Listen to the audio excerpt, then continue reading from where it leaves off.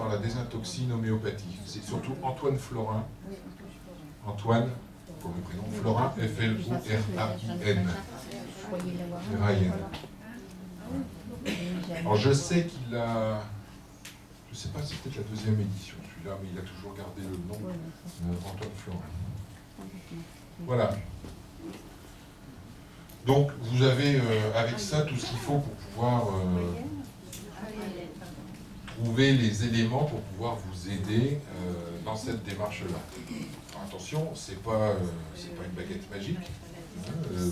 Pour moi, je dis toujours, c'est un élément qui, parmi l'ensemble des thérapies possibles, peut vous aider par rapport à ce nettoyage-là.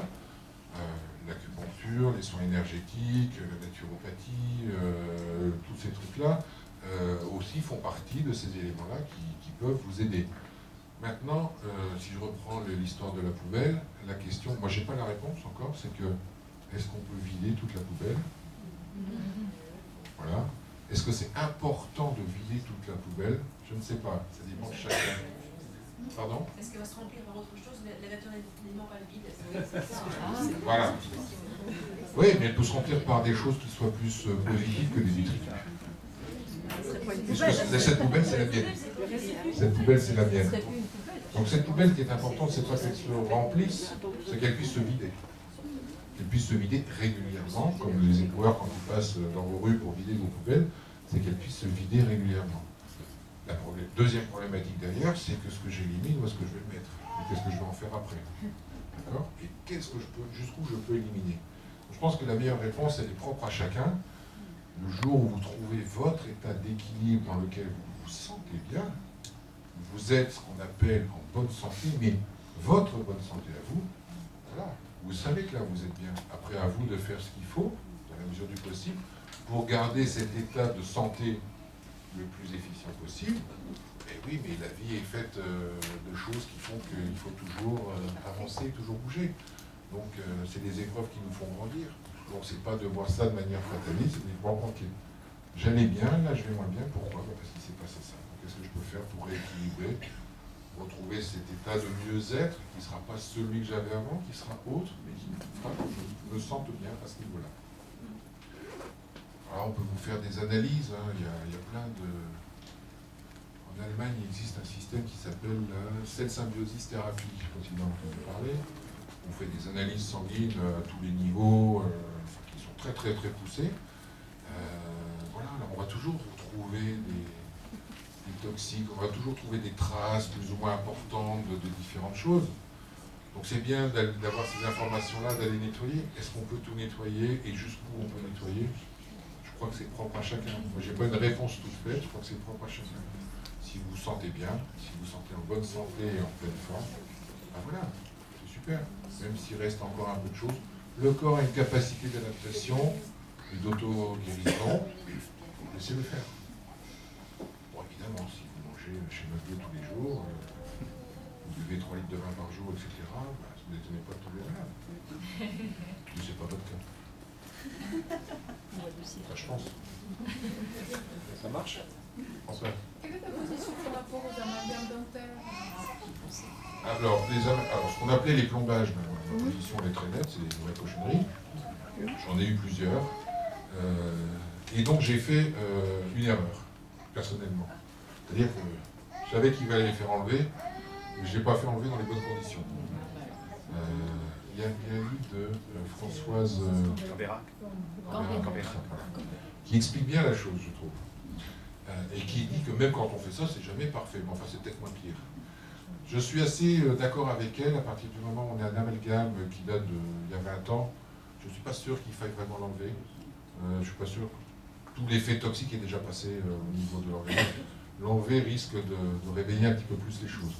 Donc il faut que se faire enlever les amalgames soit fait dans des conditions hyper précises, un masque à charbon pour le patient, un local ventilé, etc., etc. En même temps, maintenant, on met des résines de synthèse, mais elles tiennent comment les résines? Avec des cols. Est-ce que ces cols ne sont pas toxiques? Voilà. Donc, le meilleur moyen, c'est de ne pas avoir de carie. Ça, c'est la première des choses. Bon, je vous rassure tout de suite, c'est pas de manger des bonbons qui donnent des caries dentaires. Donc, voilà. Donc, l'idéal pour moi, c'est, quand on a ça, de faire au mieux de ce que vous sentez. L'idéal derrière, c'est d'avoir un dentiste énergéticien qui soit capable de vous suivre et de comprendre un petit peu le sens de vos dents, et puis qui va vous faire des traitements adaptés en énergétique, avec des produits les plus naturels possibles, les moins agressifs possibles par rapport à ça. Voilà. Moi, il y a des patients qui me demandent oui, alors j'ai lu, parce que c'est des trucs à la mode, les amalgames dentaires, les fameux plombages. Je les rassure tout de suite en disant que dans les amalgames, il n'y a pas une trace de plomb. Par contre, du mercure, oui, il y en a un maximum. Alors, qu'est-ce que je fais ben, ça fait combien de temps que vous les avez? 25 ans. Ben, vous ne faites rien. Vous ne faites rien, vous laissez comme ça. De toute façon, l'information toxique, elle est passée. Il n'y a pratiquement plus rien au niveau de l'amalgame. Donc, on va nettoyer ce qui est passé dans l'organisme. Et ça, vous ne touchez pas, parce que le risque, c'est que ça se transforme en vapeur. Et alors là, par contre, que ça passe par l'intermédiaire de la lame criblée au niveau de l'étoile, au niveau des voies olfactives, et là que ça passe au niveau du cerveau. Donc c'est un peu risqué quand même. Et comment trouver un dentiste énergéticien? C'est une bonne question. Vous tapez dentiste énergéticien sur votre moteur de recherche, je crois qu'il y a un site. Je ne sais pas s'ils ont une association, un groupement. Mais il n'y en a pas beaucoup. Il n'y en a pas beaucoup. J'ai une information il n'y a pas longtemps par rapport à ça. Mais je sais, par exemple, dans le Nord-Pas-de-Calais, il y en a un qui est dans le Pas-de-Calais. Qui a pris sa retraite. Vous pensez Monsieur Govard. Ouais, alors son côté énergétique, bonjour. Non, je préférais Thierry Thomas. Qui a dû partir, je crois. Oui, il y a mis feu à la maison. Michel Moreau, vous connaissez? Non. Il y a justement un événement, il y a des années de ça, et il y a un certain nombre d'élèves qui pratiquent la neurathérapie aussi, et l'approche de minuscules boîtes de énergétique, si on veut dire, de l'aura, en même temps, il tient le coup pour savoir comment vous réagissez à ce qu'il va vous mettre. Est-ce que ça va être de la céramique ou de la résine? D'accord. Oui, donc il y en a certainement, mais je pense que si on... Il y en a un donc en Dordogne, un de ses élèves, alors bien, c'est Bob Éclair. Robert Éclair. Je ne sais pas quel nom pareil. Mais voilà, je pense qu'on peut trouver, après c'est le bouche à oreille. Alors je sais que dans le Nord, j'ai retrouvé, j'ai plus ici, mais qui travaille comme ça en énergétique au niveau dentiste. Il y en a un qui est dans le Pas-de-Calais, mais c'est plus du côté de Saint-Omer ou un truc comme ça. J'ai plus le nom. Après en Belgique, il y en a un peu plus en Belgique. Pour ceux qui sont du Nord, à Charleroi, il y a Michel Romanini. Mais c'est Charleroi. Oui, mais je suis d'accord. C'est bien si on avait les meilleurs thérapeutes en bas de chez soi. C'est pas souvent le cas. Donc, bon, des fois, à un moment, il faut accepter de faire quelques kilomètres pour aller voir quelqu'un qui est de bonne réputation, qui a été recommandé. Je pense qu'il n'y a pas de...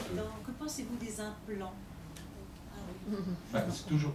Juste Eric, pour finir sur les dentistes énergéticiens, on peut appeler dentiste holistique aussi. Dentiste holistique. Les implants, c'est le même principe. Moi, j'ai envie de dire par principe, je ne suis pas contre. Je suis contre rien. C'est pareil, est-ce que c'est adapté à la personne? Donc c'est toujours pareil, comme on disait là juste avant, c'est de tester avant. Si vous avez un dentiste qui va implanter quelque chose parce que c'est comme ça qu'il faut faire, etc., ben, si c'est bien, ça correspond bien, en dehors de l'aspect technique du travail qui est fait, mais si le matériau, etc., correspond bien, ben, il n'y a pas de problème. Mais si le matériau ne correspond pas, il y a un gros problème. Donc voilà, moi je connais des gens qui ont eu la bouche complètement explosée parce que la couronne provisoire n'était pas de bon matériau. Et que derrière, ben, c'est la couronne définitive qui va, ok, ça va bien, mais en attendant, au niveau des muqueuses, au niveau des papilles, tout est complètement inflammé et irrité. Parce que le matériau de la couronne provisoire n'est pas adapté. Alors est-ce que c'est le matériau de la couronne? Est-ce que c'est la colle qui est mise à ce moment-là? Est-ce que la combinaison des deux? voilà, c'est toujours pareil, je pense qu'il faut tester. Maintenant, je me mets à la place du dentiste, il doit commencer à tester à chaque fois, puis en même temps, ils sont limités, eux, dans le type de produit qu'ils ont. Ouais. Tester, quand on teste pour lui, il n'est pas d'accord. Oui, oui, mais c'est toujours pareil, il faut tester. Moi, je ne suis pas contre.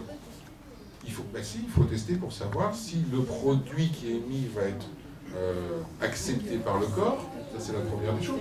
Après, l'aspect technique de l'implantation, etc., ça, c'est avec le chirurgien que ça se passe. Là, comment il va travailler, comment il va réussir à faire, sur quel type de mâchoire on va travailler, dans quel état d'esprit est la personne.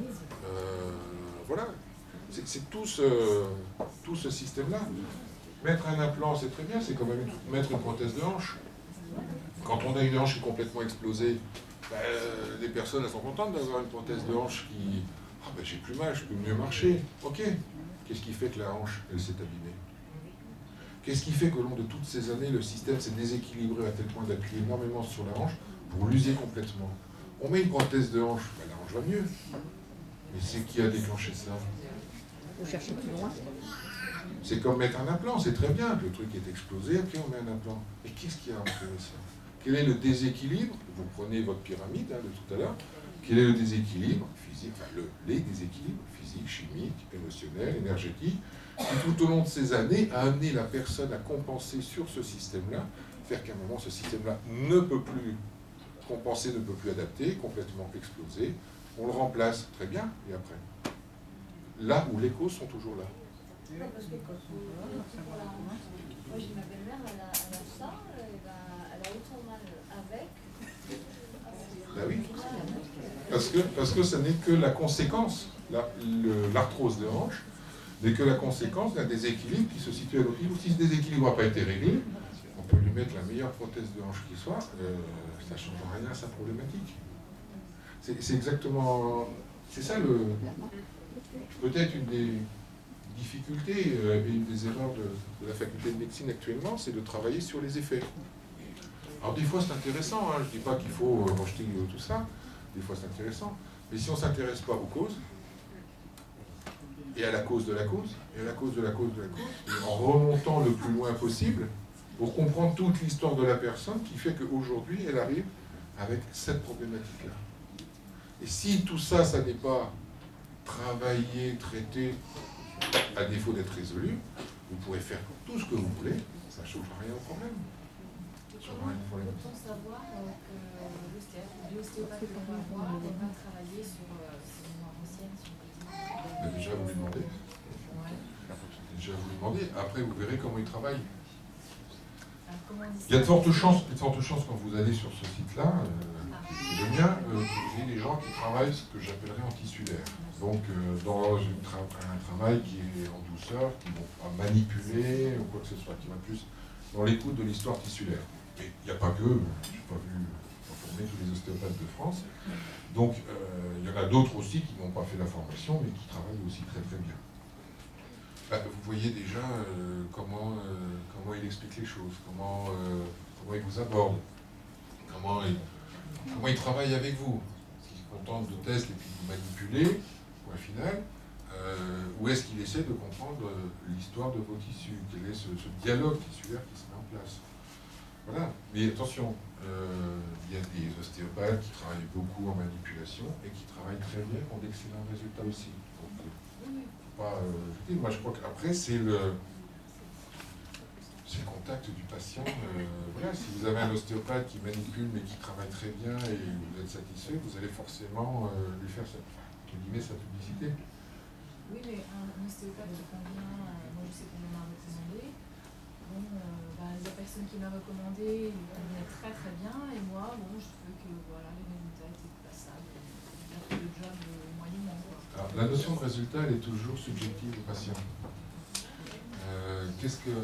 En tant que patient, quand on va chez son thérapeute, qu'est-ce qu'on attend? Mais ça, c'est tout l'art du thérapeute, c'est de comprendre la demande réelle du patient et de lui faire comprendre que un thérapeute qui fait correctement son travail, son positionnement, moi je ne guéris pas mes patients. Donc si on attend, quand on va voir un thérapeute, si on attend le remède miracle, la baguette magique, bah, évidemment, on est forcément déçu.